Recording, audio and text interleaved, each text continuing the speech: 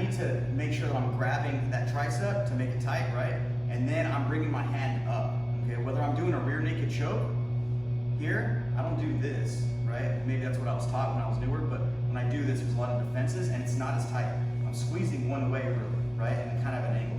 But as soon as I get this position here, right? And then I get here behind, now I can almost squeeze in 3 different directions, right? I can squeeze in, out, and then like a little bit of an angle if I need it. What I'm doing, I'm almost trying to like scissor the guy's head off.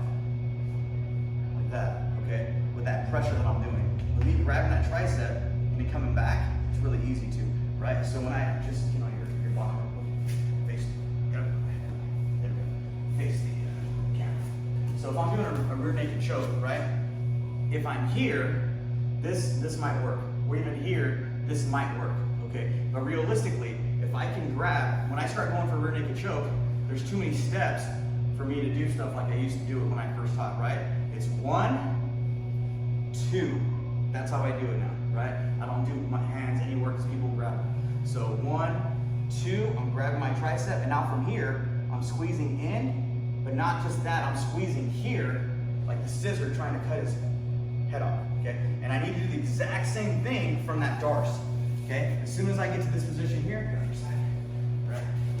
I get my position here, I'm not doing this, I'm coming up and I'm squeezing and I want to almost cut his head off with that pressure, okay? It makes things a lot tighter. It works on big guys, small guys, and I'm not the biggest guy, so it works for me to even try to get those big guys in, okay? So work that scissor, super, super important, okay? So the other thing is, when he's in this position here, sometimes I'm going against big guys, and I can't finish like grabbing my tricep, right? Whether he's holding onto my leg, I don't get the angle that I need. There's a lot of little things that happen. So what I need to do is I need to kind of crunch his head in to try to get that space, and if that doesn't work, then I'll show you something else, okay? So once I get into this position here, my main thing to do is I need to block his neck from extending, right? So one of the Darce defenses is if I start doing this and he sits back, well, I don't have a Darce anymore, right? So as soon as I get my position here, that's why I grab and I hold. My other arm is coming here, right? Head down and I squeeze and I shoot my hand through to get the position that I want here, okay? But if he's just a big guy, he's a big body, and all I can get is to here, I need to block that head, right? So try to get away from me, right? So I can still follow him, but his head, he can't really go anywhere, okay? So as soon as I get this position, what I need to do is I'm gonna try to crunch his head into me.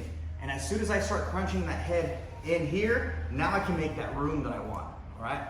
Now, if I can't crunch all I'm doing is bringing my elbow inside to my body. So once I get this position, I'm bringing my elbow in to make that room, right?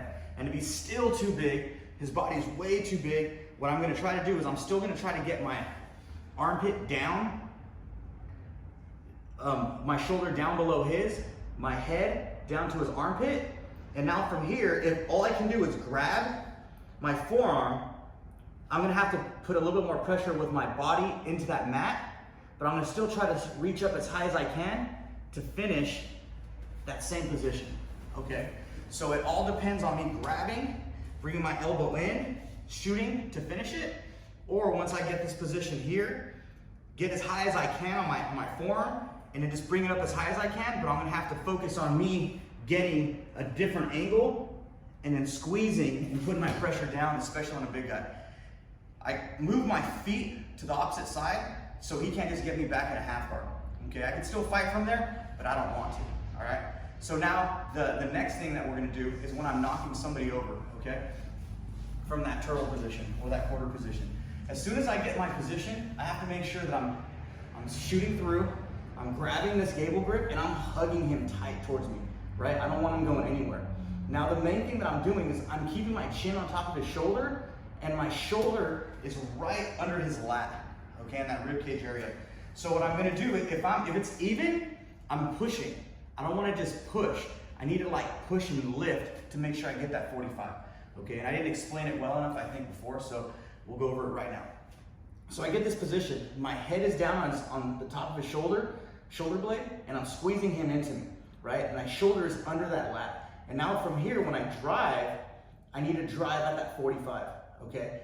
But if I'm too high or I'm doing this, it's gonna be really hard for me to do it, right? But as soon as I bring that shoulder under his lat and I'm hugging him into me, you see how his body already kind of turns? He already wants to go in that position. And now from here, boom, I just knock him over to the position that I want to finish that Darce, okay? So on those two positions, making sure that we get that scissor and then getting our shoulder under his to get that flip, okay? So let's go work that.